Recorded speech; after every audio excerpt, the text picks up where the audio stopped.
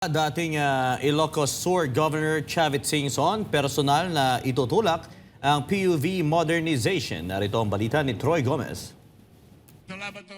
Ang di magawa ng gobyerno ay gagawin ni dating Ilocos Sur Governor Chavit Singson. Ito ang saad ng kilalang negosyante sa kanyang speech matapos isumite ang kanyang Certificate of Candidacy sa pagkasenador araw ng Lunes. Pangako ni Singson, siya ang magsusupply ng lahat ng e-vehicles mula jeep, motorcycles at tricycle na walang down payment at interest. Buong Pilipinas po yun, malaki po yun, ginagawa ko na. Parating na yung factory ko galing sa Korea, worth 500 billion.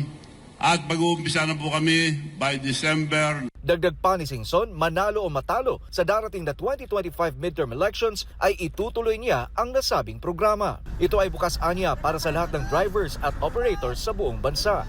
Isang pagpupulong anyang gaganapin kasama ang mga stakeholders para ilunsad ang mass production ng mga modern public vehicles. Quality dahil Korean technology, pero dito gagawin. Ang body, manipis po na bakal, pero di ginakalawang. So na-check na po lahat yan. Yung prototype ng dalawa nandito na, ginagamit na ngayon yung mga transport group. Tiniyak rin ng kilalang bilyonaryo na di dapat ikabahala kung saan kukunin ang pondo para sa programa. Kanyang inamin na posible anya siyang malugi.